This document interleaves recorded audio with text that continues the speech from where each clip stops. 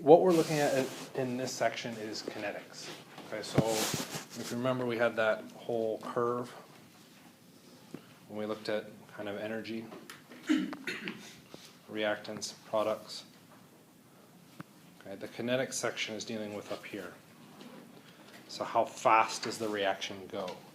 The lower in energy, or the lower that peak, the faster our reaction goes. So there's a variety of ways that we could go through and quantify this and set it up. Okay, if we looked at standard general chemistry, it was relatively simple because it was reactants and products. We didn't really worry about anything else. As soon as we throw in an enzyme, that messes with how the reaction works, and that drastically changes how we look at the kinetics of how the reaction works. Okay, and I guess it doesn't really drastically change it, it just makes it a little bit more difficult to parse and keep out or put together. Okay. That part I would almost say is straightforward, but then what else does biochemistry introduce? Well, it's not just that we have an enzyme that makes stuff. Do I want that enzyme working all the time? No, probably not. So I want an on-off switch. Well, we don't have an on-off switch, but we'll have other things that will come in and either turn the enzyme, make it active, or turn it off. So we have inhibitors and activators. So when we're looking at our enzyme kinetics, it's not just reactant and product. It's reactant, product, activator, deactivator, the enzyme itself, and how do all of these pieces interplay to then produce the rates that we would end up seeing for a reaction. Okay? So we'll end up using some kind of universal terms that would come from general chemistry. So I want to make sure or from 152 really. So I want to kind of go through that first so we get an idea of what's happening. Okay, so if we're given this reaction, A plus B goes to C plus D. Okay? If we were to describe the rate of the reaction, WRT, with respect to the concentration of A or the concentration of D. Okay, so if we were going to look at the rate with respect to the concentration of A, okay, well, how would we determine a rate?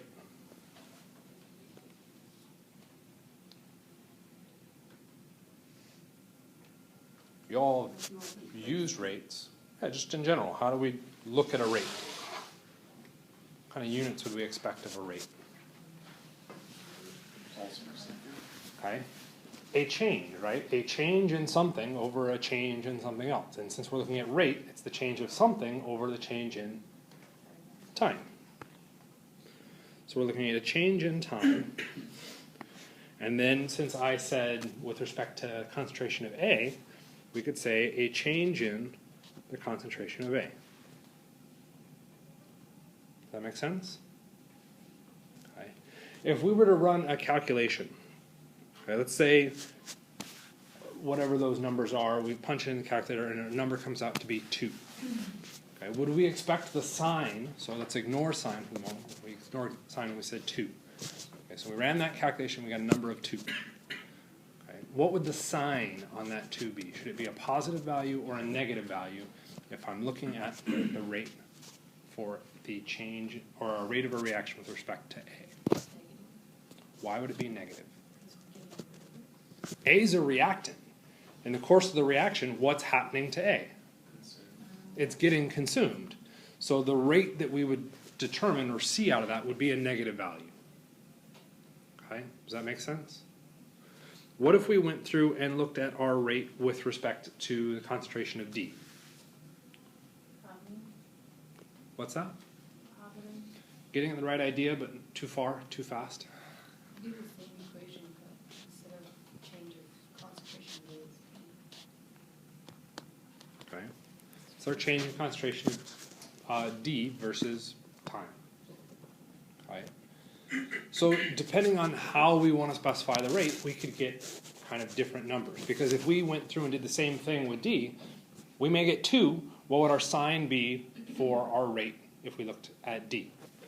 It should be a positive value now because it's a product. I'm forming it. So its concentration is slowly growing, whereas the concentration of A is slowly decreasing. Okay. That means we have 2 different rates describing the same reaction, and that gets a bit dicey. How could we make sure that those rates are equivalent? So the rate of A is equal to the rate of D? We just said that if we looked at A, what would happen? It should be a negative value, and D would be positive value. So I like the idea of making sure that they're equal, but those are certainly not equal yet. Is it a negative concentration? Put a negative in front. The negative of our change in concentration of A over time will equal to the change in concentration of D with respect to time. Okay? So all we're really introducing is that extra sign to help us kind of equate those things. Yes, it becomes more complicated because what if we went through and said A, let's use a different color there. There was some value in front of these. Okay. Is that going to allow me to then directly do a conversion? Well, the moles of A don't equal the moles of D anymore. How would I get them to relate to each other? No, you're going too far. It's easier than that. The number goes in the denominator. Okay. So there's a statement where we get, oh, the number goes in the denominator. Okay. And I'm sorry to call you out for this, Jen. Which is ultimately a memorization thing. And that's how I looked at it too. Okay? It's simpler than a memorization thing. Okay? Our units, let's just make it simple. We have moles of A, and I'm trying to get those into moles of D. How do I convert between substances? Stoichiometry. Okay? 151, 130. I'd have to take my coefficient, coefficient's too big of a word, our lowercase a, moles of A, and our lowercase d, moles of D. Now what happens? The unit moles of A cancel and I'd be left with moles of D. So if we look at what typically gets represented, which is what you memorized, it's negative the change in concentration of A, whoops, that negative goes way out front, change in time equals 1 over D concentration.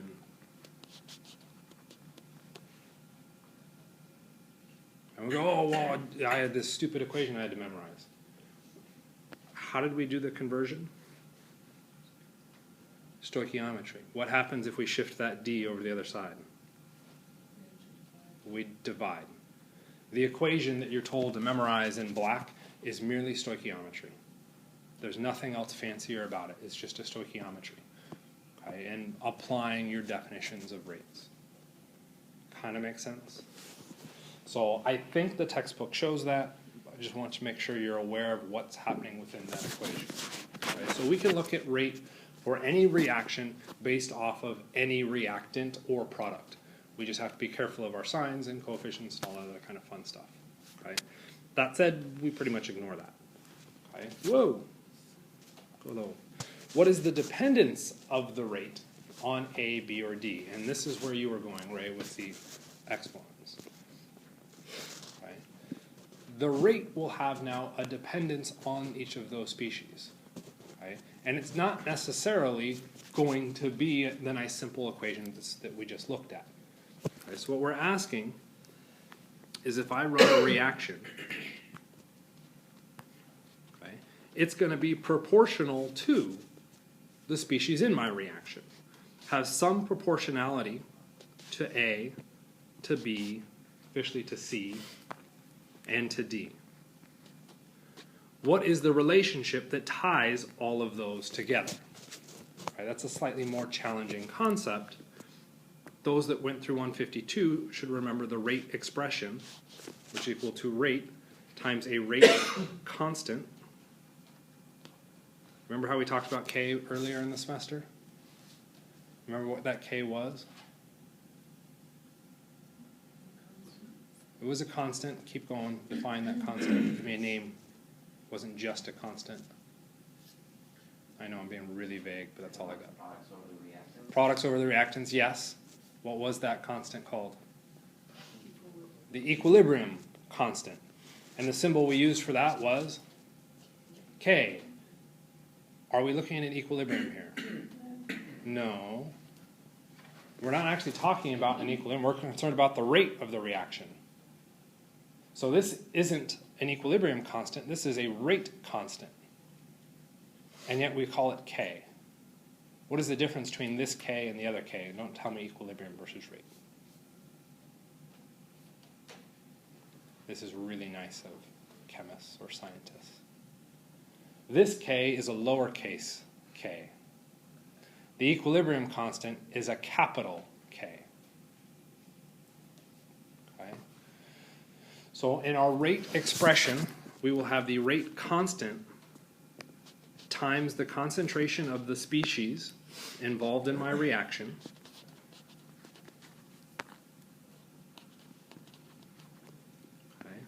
Those of you that went through 152, do you have anything to say about what's written there now? Okay, there needs to be exponents. Okay, and I'm going to write M, N, O, and P. Okay, why did I not write A, B, C, and D, or lowercase a, B, and C? Because it's different from the exponents. The exponents are experimentally determined from our rate expression, and that's what you were alluding to, Ray, is what are those exponential values? That would be something we'd have to calculate. Is there anything else that's weird about this expression, for those of you that went through 152, that you might be like, well, why? Why'd you do that?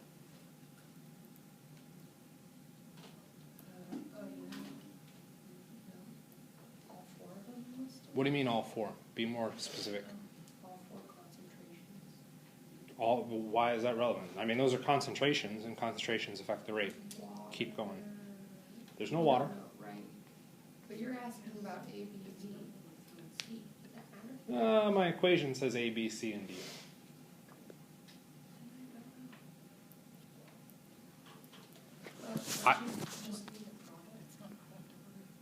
So it's not product over reactant. That's equilibrium. This is rate, so it's not product over reactant. Okay. The part that might be triggering something in 152 is that typically, if you looked at this equation, you would see only this. You would only see the reactants. That our rate would only be dependent on the reactants. Well, does that make sense? Do we have any products when we start a reaction? Okay. In a chemistry, overall chemistry kind of experience, we go into the lab, mad scientists, what do we mix? We mix the reactants. Do we ever mix products? No. So products typically don't show up in our rate expression because they aren't there. They don't have an effect on the overall reaction. That's a bit of an issue when it comes to biochem, because what happens in biochem? Are we just mixing reactants? You consume what you need to make something, and then it makes it right then, and then that's the end of it? No. We constantly have those things being turned over in our bodies. We're consuming stuff that gets turned into stuff. Other stuff gets excreted out. We are in a constant dynamic equilibrium where we have both reactants and products at all times, which means when we look at our rate expression, we could potentially see the product show up. Right? In a standard expression, what are O and P? So if we go back to the general chemistry aspect,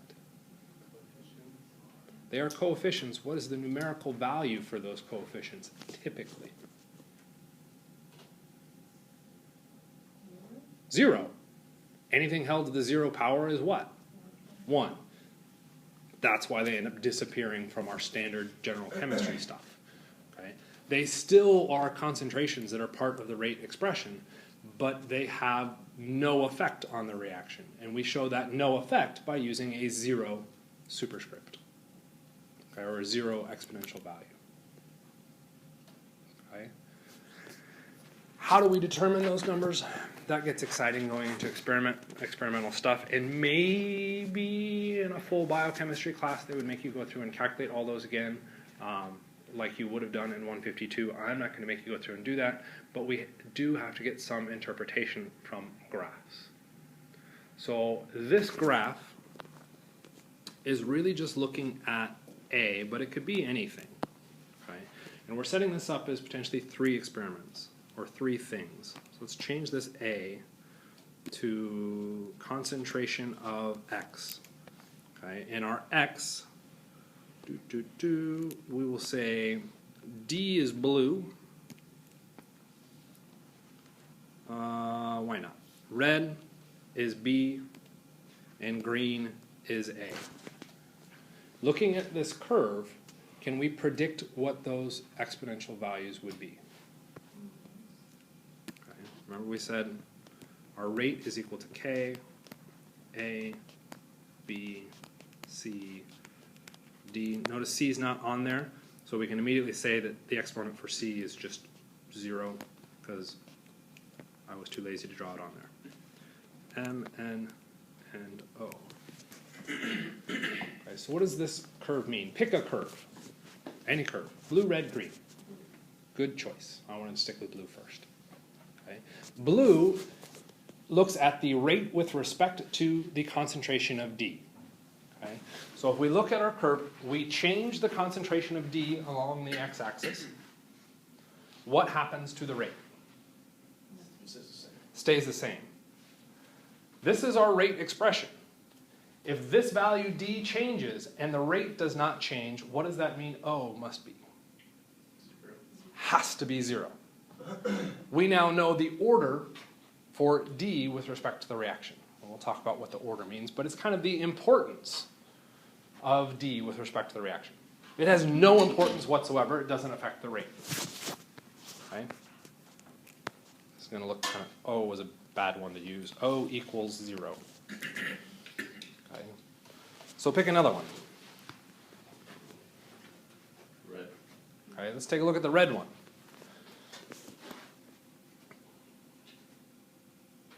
I'm not sure I plotted that nicely, but hopefully it'll work out. Okay, what happens with the red one? I change the concentration of B, what happens to the rate? The rate goes up. Okay. What does that mean? Does B affect the rate? Yes. Now the question is, how much does it affect the rate? That how much is that exponential value. Okay. To do that, we end up ultimately breaking down the experiment and saying, how does a change affect? So if I go from concentration value of 2 to concentration value of 4, what did I do to the concentration of B? I doubled it. What happened to the rate in that same transition? Ballpark doubled. Okay, if we pick another one, if we go from 5 to 10, what happened?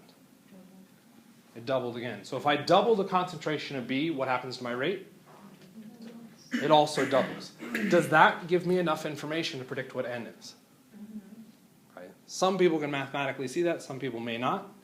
If N was 2, would my rate double? So if I double this and N was 2, that would be 2 to the second power, which is 4, my rate would quadruple. Okay? So N can't be 2. N equals 1. What happens when I double the concentration of this? Well, 2 to the first power is 2, and my rate doubles. Vaguely, kinda? So I can then say N equals 1. What happens with A? You might be picking up a pattern here. Okay. If we take a look at A gets a little bit harder to nail down. Let's see if I can pick easier ones off the line. Oh, geez, I can't do that math in my head. That was not. Can I do that one? 10. Oh, I can't do that one either. I'm not very good at math. What happens, let's say, if we just go from 2 to 4 again? So our rate doubles for our green curve. What happened to, or sorry, our concentration doubles. What happened to our rate? We went from 5 up to 15, 20-ish. What happened to the rate?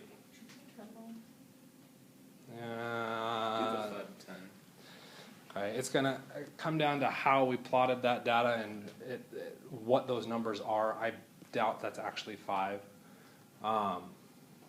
5, 10, you think will work better? 5 is at 25, 10 is at 100. Okay, let's go 5 to 10. So 5 to 10, this might be easier to see. What happens to our concentration for A? Okay, it doubled. What happened to our rate? At 5, what, 25? And at 10, our concentration is 100. What happened to the rate? It quadrupled. How would the rate quadruple? Well, I double this value, and somehow this one goes up 4 times. What does that mean M has to be? 2. Okay? So one of the things that we're kind of expecting you to recognize is being able to look at a curve like this and predict how the change in the curve affects our rate. And what does that mean about the value of that reagent, okay, or that species? If we get a flat line, that species was completely irrelevant to the reaction. If we get a nice straight line, okay, it has some relevance. Okay, what happens is it starts to spike more and more. More and more relevance to the reaction. Okay, a small change in that will drastically affect our rate, and that's kind of where we're pushing with that. Does that make sense? Okay, coming up with those exact values, we just kind of ballparked it with experimental data off of this. Okay, officially you'd be looking at full charts and everything, and that gets super exciting. Really what I want you to do is to be able to look at any kind of expression. So if we've got a reaction, A plus B goes to products. You can see I already started to simplify things too much. Our rate expression is rate times the rate constant. Notice there it's nice because it's typed. It's our lowercase k times our concentration of our reactants, concentration of our products, all held to their order. That order must be experimentally determined. Well, what does that order mean? Well, we already started to evaluate that. It has to do with kind of the importance of that reagent. If the order is 0, the reagent didn't do anything, okay? Or the product didn't do anything. It's a bystander to the reaction. If it's first order, okay, that reagent is now involved in the reaction, or that product is involved in the reaction. So we can look at kind of scaling those numbers to determine something about their importance in the overall reaction. Okay. Typically, we don't see orders of reagents greater than 3. Any ideas why? It's hard to get 3 atoms to hit at once. Okay. What's happening in each of these cases is that if we look at the first order, that reagent, if it was just a first order reaction, that one thing needs to do something on its own. If we have a second order, what happens? 2 things need to come together to react. 3 things need to come together to react. If I moved up to 4, what has to happen? 4 things all need to come together at the exact same instant to react. And I said, well, that's not that difficult, right? Okay. How many single people are there in the world? Quite a few. Okay. Couples? Probably a little bit less. Okay. Threesomes? Foursomes? Okay. That is increasingly more difficult to get enough people together to make those relationships work. Okay. Without imploding. Okay. So that's kind of what's happening within chemistry. We can almost always tie it back to some kind of relationship. Those orders need to be experimentally determined. We looked at it graphically and tried to approximate those values. Depending on what level of pre-health profession you're going into, you may need to be able to predict that more accurately than what we just went through and did. Right? Typically what you would see, anybody actually want to see what it would look like? Like in the real world? Yeah. Okay. Thanks, Mike. You don't have to. We'd look at a series of experiments. We'd look at the rate, we'd look at A, we'd look at B, we'd look at D in this case, and we'd run a bunch of experiments. 1, 2, 3, 4, however many we needed to do this. Okay? And in those experiments, I would monitor the rate and get a value for the rate. Okay? And then what I would also do is that very carefully choose the concentrations of A, B, and D. Okay? So let's say I want to figure out the effects of concentration of A on my rate. What should I do to the concentrations of B and D? Constant. Keep them constant. Because if they're changing, am I looking at the effects of A, or am I looking at the effects of A and B and D? So what I would do is pick an experiment, we'll say B is values of 1, D is values of 2. And I could say A goes to 2 to 3. Okay? 2 to 3 is a valid comparison. I've now changed the concentration of A. I could see how it affected the rate. Okay? How much did the rate change, or the concentration of A change? 50%. Okay, which means we then need to be looking at a 50% or a 150. That's not going to be pleasant to look at. So what do we typically pick for a change in concentration? How about doubling? Doubling is really easy and straightforward for us to see. Whoops. So you'll typically see something along those lines. And then when we looked at the rate, it's usually some stupidly small number. Okay, so 0.5, and it goes up to 1. Okay. Well, when I doubled the concentration of A, what happened to the rate? The rate doubled. Okay. How would I then figure out what happened to B? Well, I'd have to run a new experiment. Okay. And I could see what happened there. That's a bad one. I shouldn't have done that one. Sorry, wrong number. Okay. We say, well, but you doubled A. I can choose whatever experiment to compare. Did I double A between 2 and 3? No. Okay. So I can go through and come up with different ways to, or different experiment sets, and compare different sets of data. Okay. So I can still run that at 4 arbitrary concentration units. Here, what happened to B? The only thing that changed now was B doubled. What happened to the rate? Which then means 0 order with respect to B. Kind of makes sense? And then we'd do the same kind of thing with D. Of course, the numbers would not look anywhere near so pretty. Okay, you get all sorts of decimals and fractions and nasty ugliness. Okay, and sometimes that doubling is obvious. Most of the time it's not. Does that make sense? It's actually a good point because I think I asked you to do it in the homework, but I will not ask you to do that on an exam. Okay, that's just too much calculation based. Okay. Tying this back to enzyme kinetics. And this, I apologize for this point. That point, for some stupid reason, I did not draw appropriately. It's supposed to be on that line, and not supposed to be bent off of it. Okay, so now it's a nice straight line. So if we looked at just our standard reaction, we take our substrate and it becomes a product. Okay? Well, what would we expect? If we only had one substrate becoming a product, the rate of that reaction is probably due to the substrate. Okay? Then I picked the simplest case here. I just said it was first order. Okay? So we have a first order reaction of the substrate becoming our product. Okay? What happens when we add an enzyme?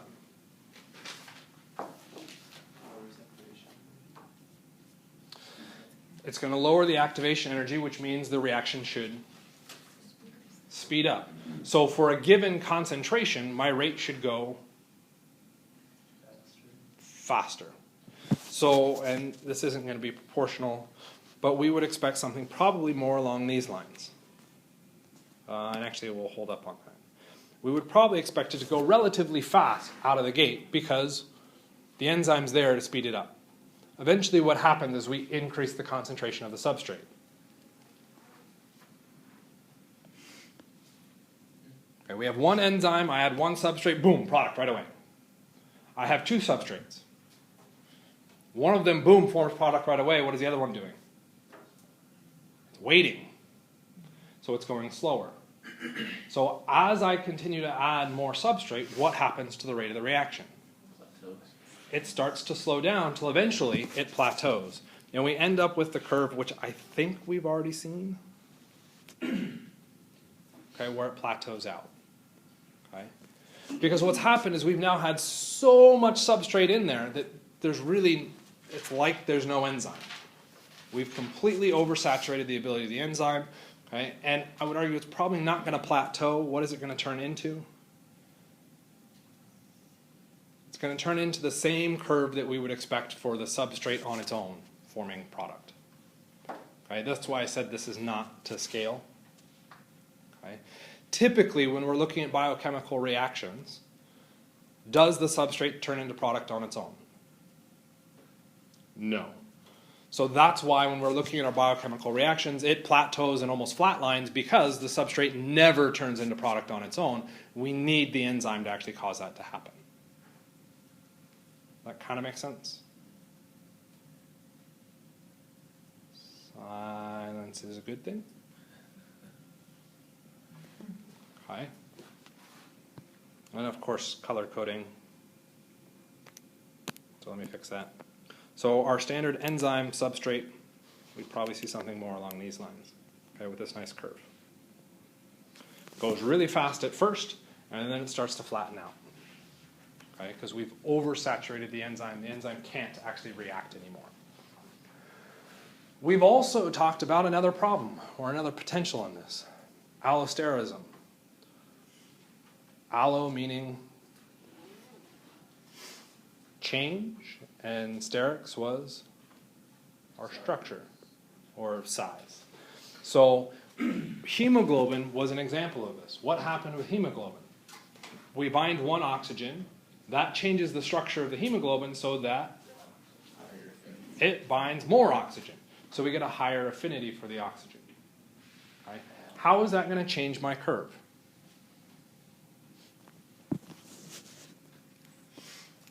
As a hint, this one is hyperbolic. It ends up becoming sigmoidal.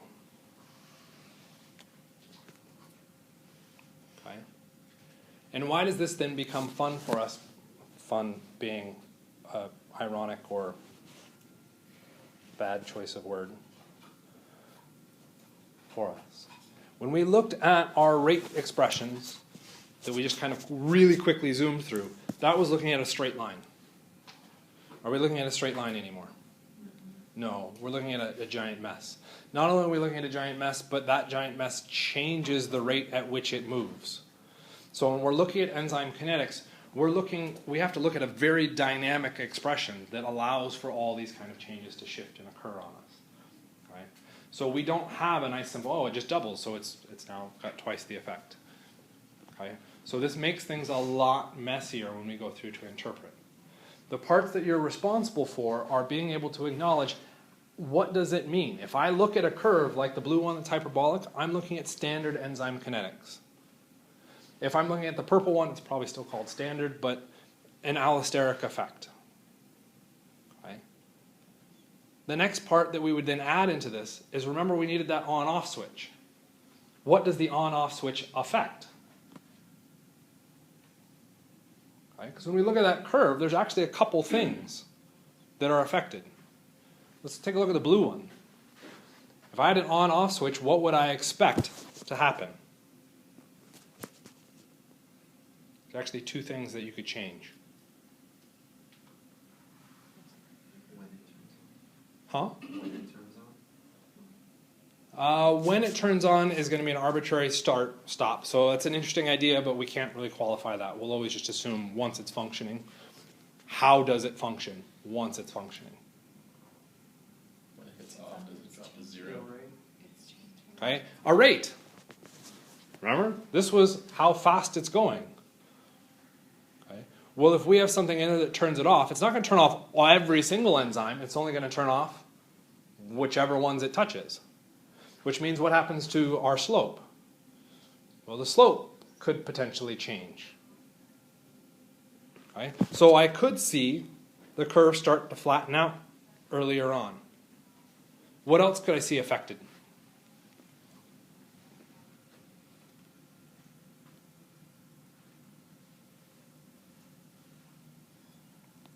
Okay, so there's a couple sort of hints with this. Mark suggested something about the beginning, the start of it. And I said, well, we're always going to assume the start's the same. Okay, it's on. Okay. Then Mike suggested something about how it's moving through the line. So we said the start, we won't worry about.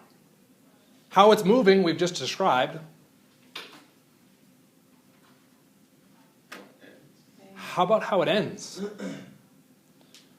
The species that's changing or on-off switch could potentially change the maximum rate.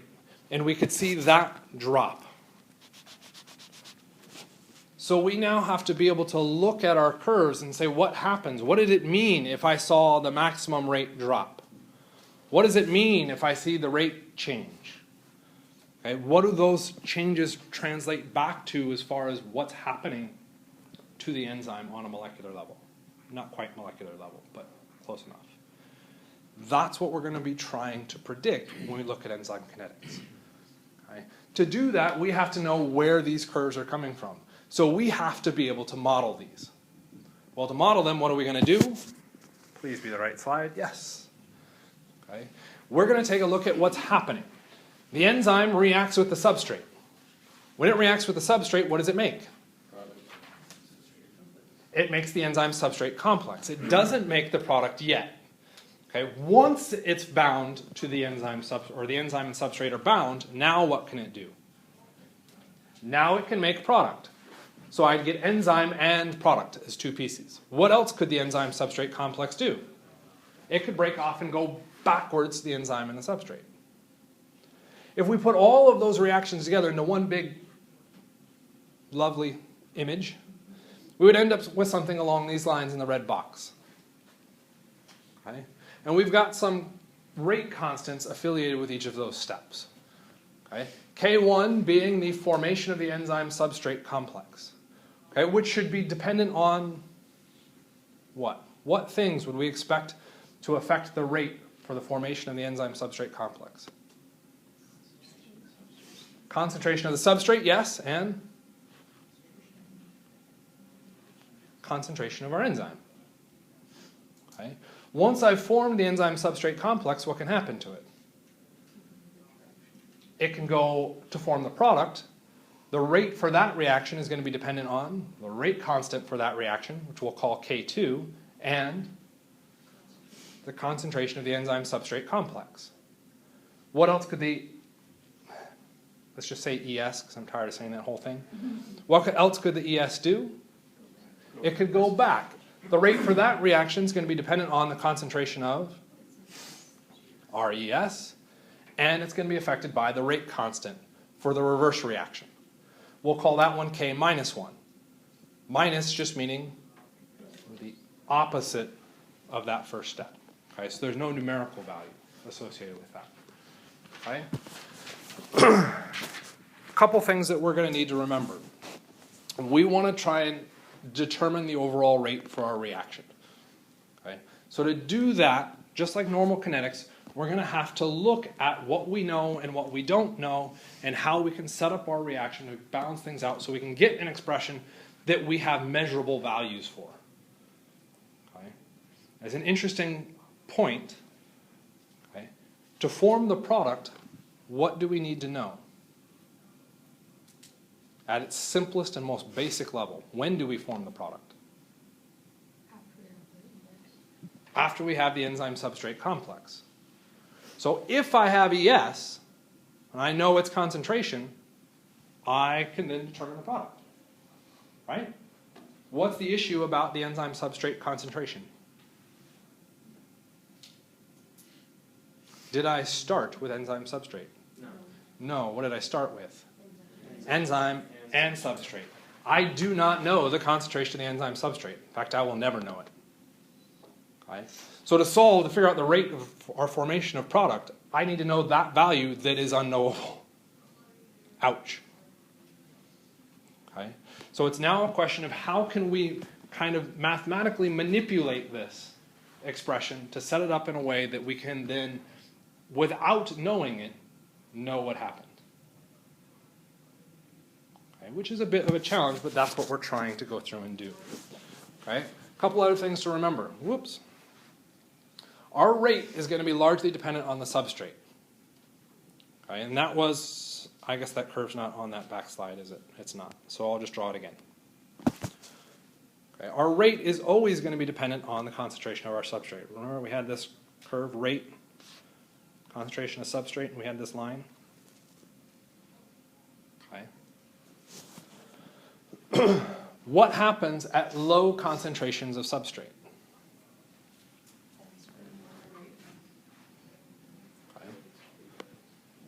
the rate's going to be really fast. And it's going to be dependent on what?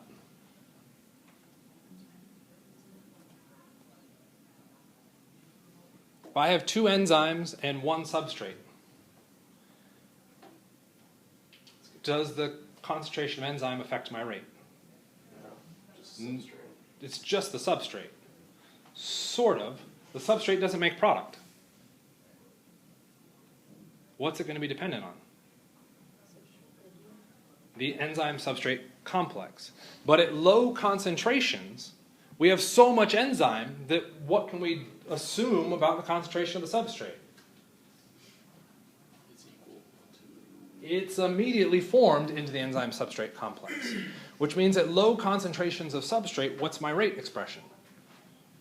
My rate is going to be dependent only on the enzyme substrate complex and that K2. Kind of, sort of? What happens at high concentrations of substrate?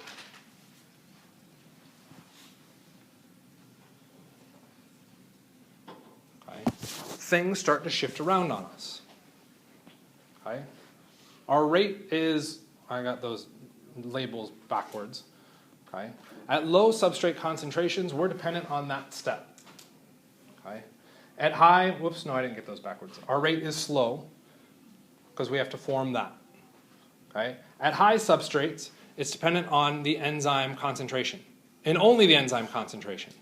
Well, why? If I have lots and lots of substrate, remember we said biochemical reactions, it can't form product. When can it form product? When it has enzyme. So our rate at high substrate concentrations is going to be dependent solely on the amount of enzyme present. Okay. At low substrate concentrations, it's going to be dependent on the formation of the enzyme substrate complex. Kind of, sort of? So this is challenging. We have 2 different rates at play. And we look at our Gen Chem expressions, we really only had 1 rate to worry about, and it just kind of went nice and neat, linearly, or whatever those curves were. Okay? We now have 2 different things to stress and worry about, but with those 2 different things, we must come up with 1 expression. That 1 expression must satisfy both those conditions. Okay? So, this is where we go back to our overall thing and try and piece our way through it. Okay? Remember, it's biochemistry. So when we're running our reaction in biochemistry, we have reactants and products. Everything is present. Okay?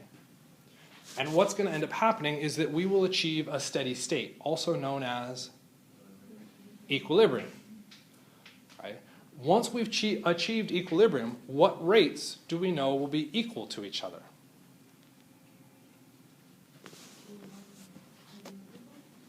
Okay. The assumption from Gen Chem would be K1 and K-1. They're in equilibrium with each other, right? So we'd say, okay, those 2 rates, not rate constants, but rates should be equal. Is that true? What's the issue? K2 is also part of this. The enzyme substrate doesn't just decompose into the enzyme and substrate, it can also decompose into the enzyme in our product. So K2 is also involved in this. So it's not the rate of rate of the first step equals the rate of the reverse. It's the rate of the first step equals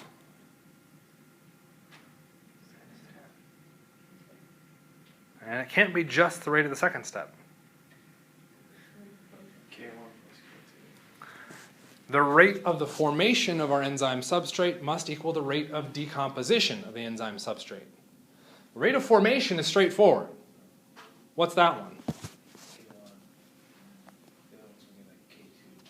This is K1 times our concentration of enzyme times concentration of substrate. What's the rate of decomposition?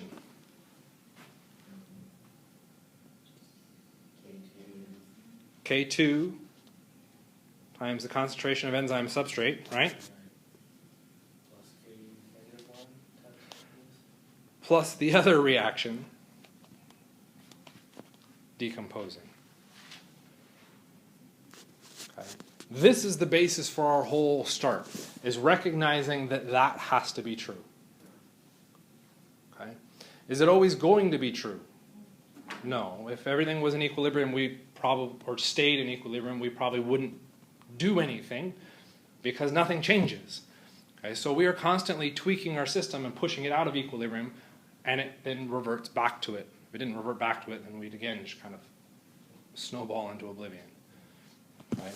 This way we snowball controllably into oblivion. So we end up with this expression. Okay, within this expression, we have a bunch of different things in it. What are those things that are in it? Okay, classify them for me. And I know that's a weird thing to do. What do you see within it? Okay, I see some constants. K1 is a constant. What else? And concentrations. That says I'm not even going to fix that. Those are all concentrations. Should have color-coded. And these are constants. When you're going through and trying to solve an equation, what's your first step? You may have actually heard this stated, but maybe you don't remember it. I don't know. Simplify by doing what? No, we can't quite cancel. Collect like terms. I have constants and I have concentrations. Let's collect all the constants on one side and all the concentrations on another side. Okay? And so we end up with something along these lines. Okay, so a couple things come out of this. What is a constant plus a constant? A constant divided by a constant is a constant. So too many different labels there. What do we end up doing? We fold that all into one constant so that we don't have to refer to it as K2, K minus 1, K1 anymore. We can refer to it as a single value. This single value we call capital K. We'll call it Km. We'll talk about what Km means and why we call it Km. Right? There's kind of an interesting feature within this. This Km has a similar origin as our equilibrium constant.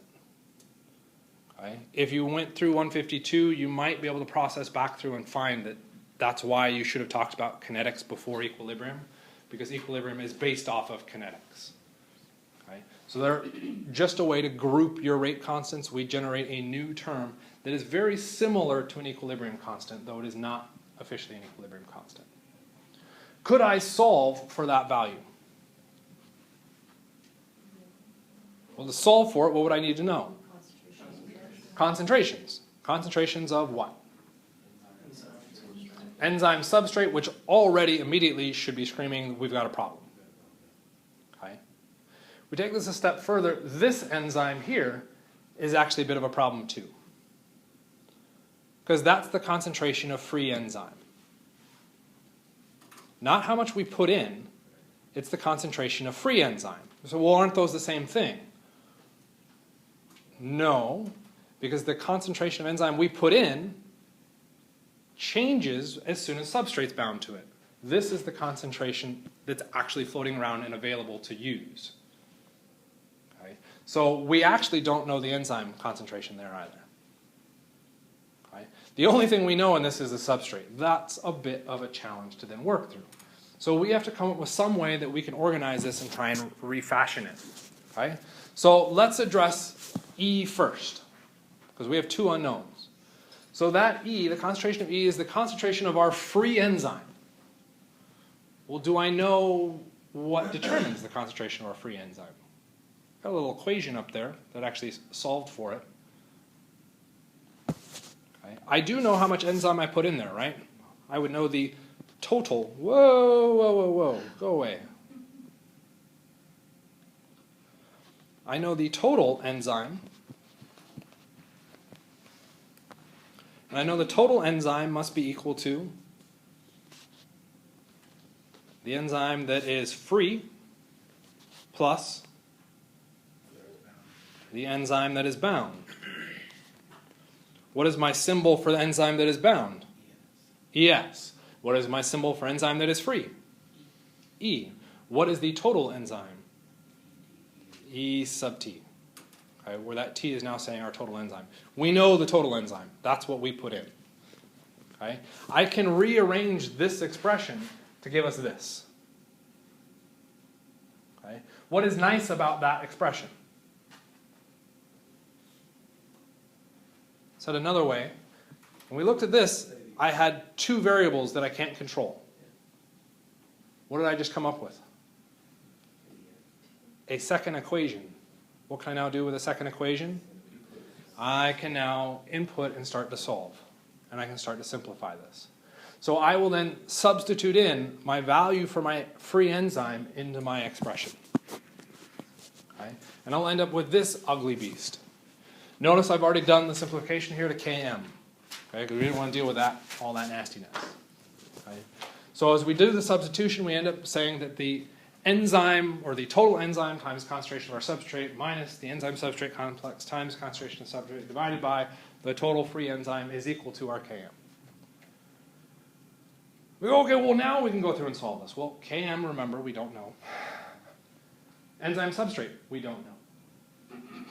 I still have a problem here. I still can't quite piece this all together and put it into a way that I can solve for. So we again are now going to have to think about very carefully what we have and see if we can work with this. Okay? One thing that we will go through and do is rearrange this, and instead of solving for Km, I'm going to dump Km into an expression. Okay? Why would I put Km into the expression instead of solving for it? What is Km? It's a constant. What is ES? It's a constantly changing concentration.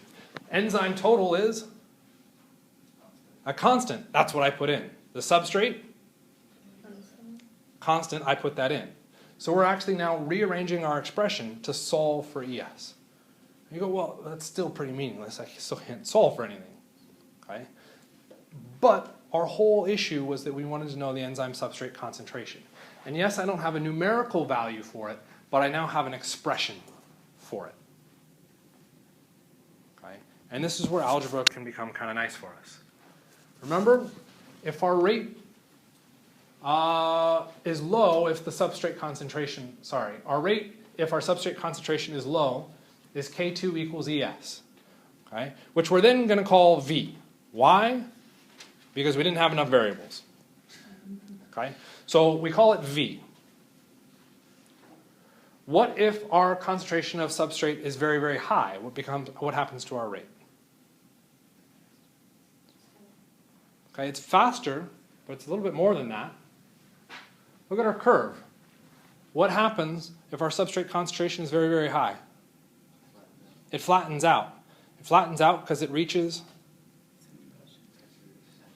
Yeah, but that's our substrate and enzyme. I want to know about the rate. What it reaches a maximum value. That maximum value is constant. Okay? So I can go through and now say that I have a rate that is variable, V, and I have a rate that is not variable. This is the maximum rate at which my enzyme can function. That will be V max. We got equations up to yin-yang. So now our process to now somehow put this all together so that we can manipulate and use it. Okay? How do we go through and do that?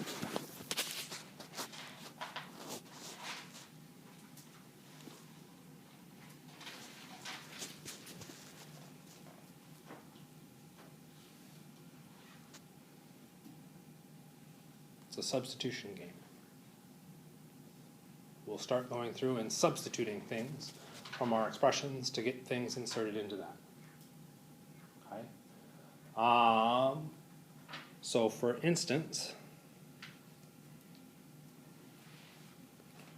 we know that V is equal to K2 times ES, right? Mm-hmm.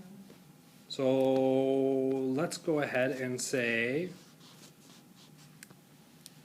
K2 times both sides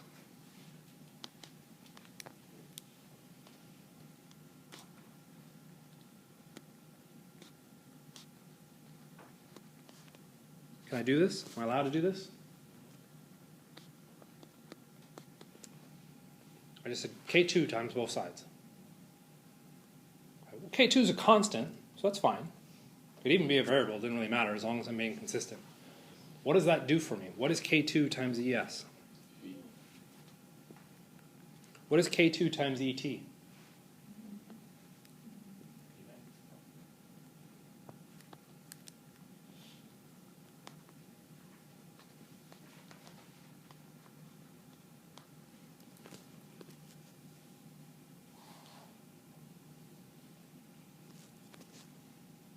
Like, well, God, what use is that?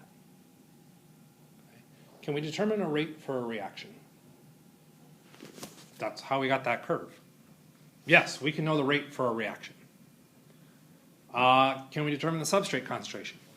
We put it in there. So yes, we can determine that. Okay. We can change the amount of enzyme and substrate so that the effective substrate concentration is so huge that what else do we determine? Vmax.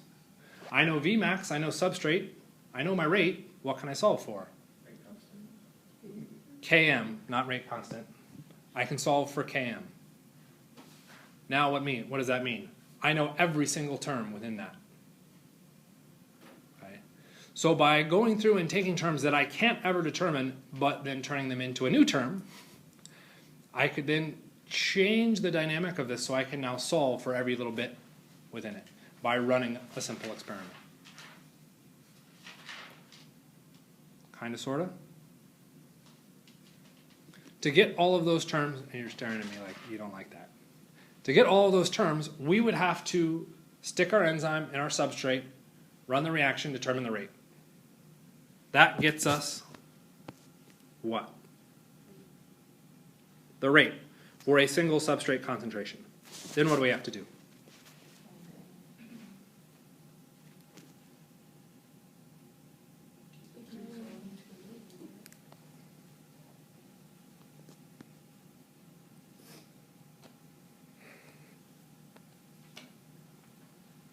Yeah, this is exciting, right? So you'd have to run lots and lots and lots and lots of experiments, but eventually you'd have enough data that you could then go through and say, cool, I can now determine, I know what Vmax is from my experiment, okay? I can determine Km, and then I can report those values as characteristics of the enzyme. Because Vmax was dependent on whatever enzyme I used. What was Km?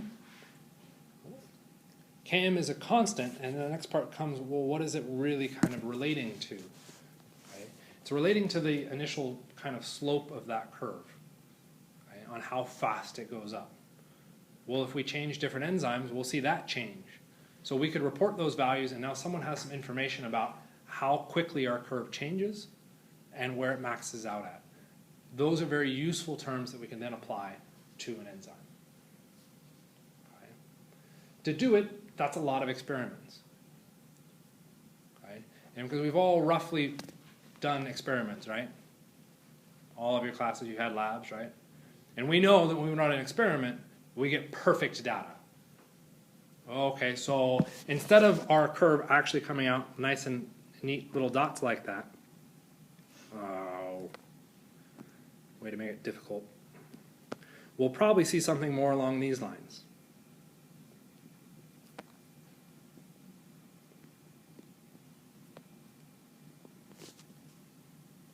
Where's Vmax? What is its value? We've got data all over the place. Is it going to be easy to go through and determine those values? Okay, no. Okay, so it would be ideal if we could come up with some way to manipulate this equation to make those terms easier to see and discover. Okay? Because it is very difficult to fit our data to a line that's curved. Okay? Largely because we aren't very good at determining curved lines. Okay? Give us a straight line, we can see a straight line. Curved lines, that's bad. So if we think back to all of your previous classes, really only 152, what happens when we go through and look at data? most of our curves or our drawings involve straight lines, because we can interpret straight lines much easier than we can interpret curved lines. Right? Which we actually saw earlier. When we saw the red, blue, and green, the green one was a pain in the butt for me even to interpret and find points that allow us to interpret it properly. The red one was really easy, right? Doubled and doubled. Okay? We can see those relationships pretty quickly. As soon as we move off of a linear system, everything turns into a kind of hell. Okay? So before we look at that, though, we want to take a closer look at this expression. Okay? So we've gone through all of this trouble to define these things, and it comes down to why. Well, at low substrate concentrations, we've got this rate, but we can't solve for it. At high substrate concentrations, we have a new rate that we also still can't solve for because we don't know the rate constant for that step of the reaction, for the second step. Okay? So we have no way to quantify any of this information for our enzyme. We can't report out to anybody, oh, this is what the enzyme does. Okay? The point is to summarize the data so that we can give it to somebody. So when we go through and do this, we generate these two new terms. V, the rate for our reaction, okay, or sorry, V max, the maximum rate for our reaction, and this Km. Both of those are constant values for an individual enzyme. Okay? If I can report those constant values, people now get an understanding of what's happening. V max is a relatively easy one to understand in my opinion. Okay? It is the maximum rate of our reaction. Okay? You can convert that into a new thing called the turnover number, okay, which is how fast does the enzyme turn over? How fast does it spit out product once the substrate is bound? That's kind of a useful thing. And when you go buy a car, do you think about a turnover number potentially for your car? How many of you ride a bike to work? Why not? What's its turnover number? It's maximum speed. Probably a little bit lower than your car. So you chose a car instead of a bike because you want a faster turnover on your distance. Okay? So our Vmax gives us that information, or it gets it close to it. The turnover number is officially calculated as your maximum rate divided by the total concentration of enzyme. Okay? It's a number you will have to calculate in the homework. It's not a number I expect you to calculate on the exam, even though it's a relatively straightforward thing. Okay? But that is our turnover number. Km is the confusing one. Okay? Remember how we got Km? It was a collection of constants. It was the rate constant for the formation of a product, plus the rate constant for the not formation of our product, divided by the rate constant for the formation of the intermediate. Okay? Well, we don't know any of those terms. It becomes kind of this weird nebulous concept of what exactly it is. It is ballpark a measure of how tightly the enzyme holds the substrate. Okay? So if the enzyme holds the substrate really, really, really tightly, what might I expect for our reaction? Why would you say slow? If they're bound, then nothing's happening. Okay? If we have a really large or a really tight hold of our enzyme and substrate, yes, it may hold it, but it still has to let go of it eventually to form the product. Okay? So that's going to change how our reaction works. So we want a Km, or sorry, an enzyme binding affinity there that at least grabs the substrate, but we don't want it so high that it never lets go of it. Okay? So we have to monitor that Km and kind of pick a sweet spot, if you will, for how that connects and what it matches to. Okay? Sorry for the kind of insert here. We're meeting in the library next Thursday. Ooh, I don't remember that room number. Ignore that room number. It might be that room, but I don't know. We'll find out. Okay. Remember, before you come, write up kind of your pre-assignment thoughts, which is what we talked about on Tuesday. Okay. What do you know about genetic material? That kind of fun stuff. We're looking for something relatively short. Okay. There's nothing right or wrong. Half a page. I just want you to start thinking about genetic material. Okay. If you've looked at the assignment outline and those different projects, it may not be a bad idea to be going, oh, I think that will be interesting. I want to actually focus my research project there. Okay? If you have an idea outside of the realm of that list, you just need to talk to me. That's fine. We can coordinate and work within that. Okay? But I want you to at least think about this so that when you get to the library, it's not just you sitting there listening to the librarian. It's you actually finding material that is useful for you, because she will guide you to different locations to get useful information. Does that make sense? Okay. So please try and at least think about it, and ideally write about it. Okay. So our graphical interpretation. So we've got this curve, and we've got something that expresses that curve. But again, if we're coming from experimental data, we aren't going to get this nice, neat, perfectly dotted line giving us our data. So what could we potentially do to this so that we could simplify our interpretation?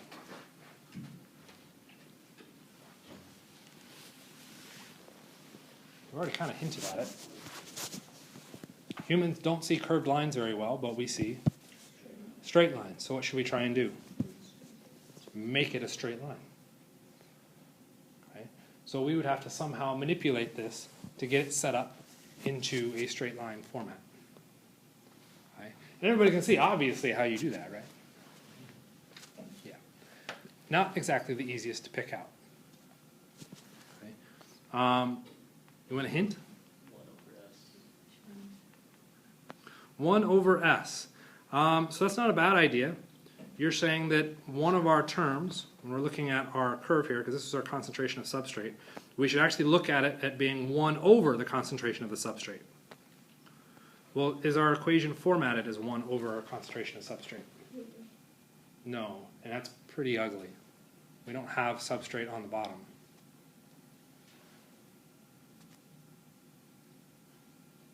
How could you get it on the bottom?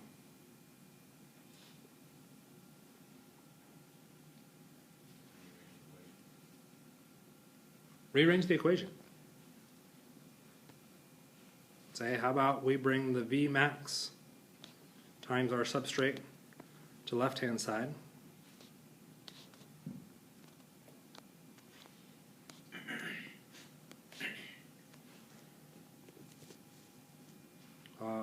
Yeah.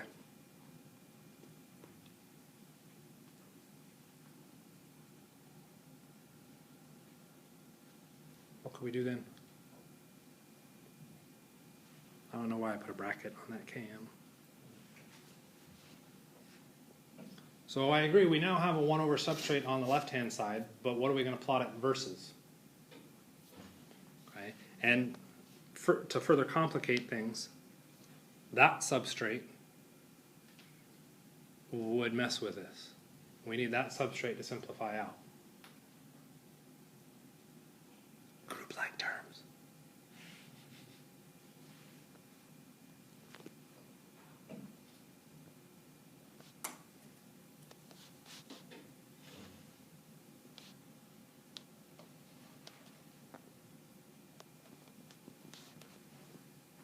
It was 1. Oh, that's pretty useless.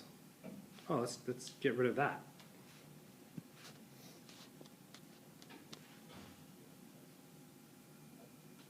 What do we just do?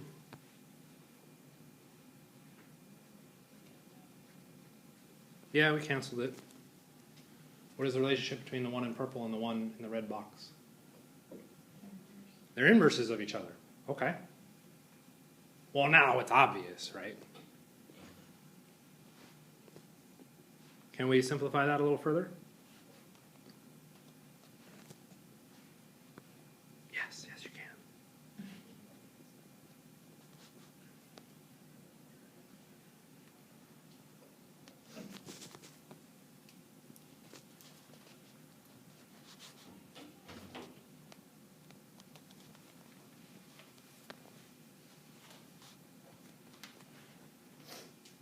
Right?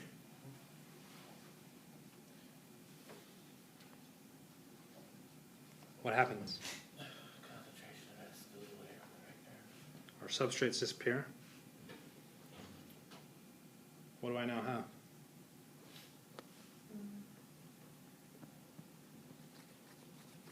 some hints. Ray was suggesting 1 over S be our plot, and we noticed, where did we place that 1 over S? On the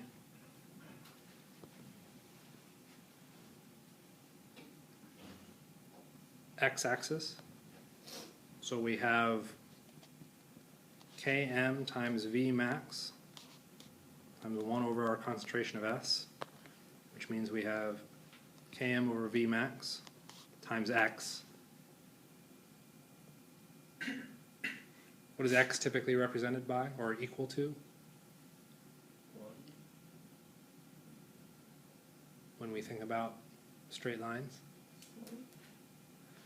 Oh, interesting. Km times V max, or divided by V max, is actually M, the slope of a straight line. So I have the slope of the straight line times X. What was our B? 1 over V max. What is Y? 1 over V. What do we plot? 1 over our velocity versus 1 over our substrate. That's going to take this massively ugly curved line and turn it into a straight line. Even if our data is slightly off, we can see that straight line a lot cleaner with our data than a curved line. This allows us to then take the exact same data, but just then do a mathematical operation on it before we plot it. We plot it, and we can now draw a bunch of information out of it.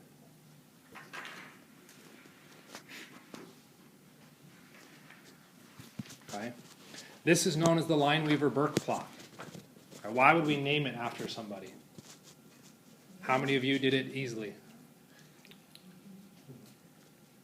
Yeah. Lineweaver and Burke happened to go through and see it, recognize that we could solve for it as a straight line. They get responsibility for that interpretation.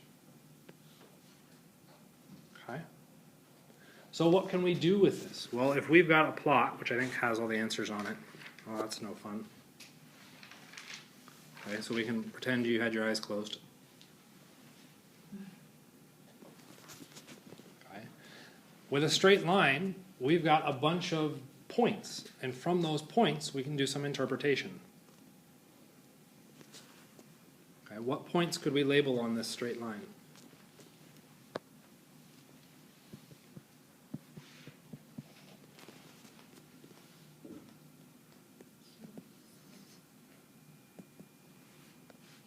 What is M? What is B?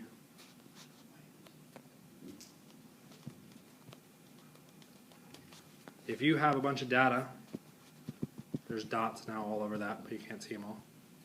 We can fit that straight line into the y-intercept. Where's the y-intercept? Right there. What can you tell me about the y-intercept according to my equation of the straight line? It is 1 over V max. What can I now determine? I can determine and report V max by looking at the curve. It's the inverse of that value. What else could I do?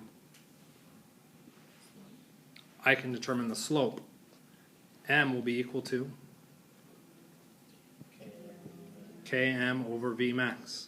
Do I know V max? Yes. Yep. What can I solve for? Km. I can now report both the Km and the V max. Okay. The last one is the x-intercept. The x-intercept is when crosses the x-axis, which means y equals 0. You could go through and solve that one, and I think it ends up coming out as 1 over Km. Oh, no, go away. You get negative 1 over Km because you've now crossed in the negative realm. So you don't actually have to solve. You could just propagate that out further to the x-intercept. Okay? Deep breath, it gets worse. Okay? So what you're responsible for doing is recognizing that this is our standard enzyme-substrate relationship. Okay? Now that we have a standard, or our baseline, we're going to mess the hell out of it. And we're going to mess the hell out of it by adding in other things that would affect how these things change. Remember, our enzyme now gets two variables or two terms associated with it. The Km, which has to do with its binding affinity, and Vmax. Okay? How fast can that enzyme turn over? Okay? What happens if we go through and then mess with it? If something comes in and, say, changes how the enzyme binds the substrate, what will that affect? Does that affect just Km? Does that affect the maximum velocity? What are all those things that can go through and mess with this? And this is looking at inhibitors. Okay? So if we look at our normal enzyme, we have this Km, we have this Vmax, and we have that standard expression. But what happens if we have an inhibitor? You heard of competitive? The competitive inhibitor competes for the enzyme binding site. How does that affect all of those terms? We need to be able to look at it and think about how those things adjust, how the variables are going to change, not only how the variables or how those terms are going to change, but then also how does that affect the plot? So that if I have a free enzyme or the uninhibited enzyme and I now add an inhibitor, I can then look at that and say, that is now because it's a competitive inhibition. That is because it is, you'll love these, non-competitive or uncompetitive. Yes, they are different. Okay? So a lot of this is designed as the background so that you can run an experiment, look at a graph and say, the inhibitor is this. The inhibitor is this. Okay? Does it get worse than that? Yeah, it does. Okay? But we don't have to worry about that part. Thank God. Okay? All we have to deal with is now that we have our standard enzyme kinetics, what happens when we bring in those inhibitors? Okay? I'll give you the whole weekend to go through and process this information, potentially rewatch the video. Okay? Read the textbook. I'm not going to say it's easy to understand. Okay? And try and come in on Tuesday with hopefully at least questions about the standard enzyme kinetics before we move into messing with it. That make sense?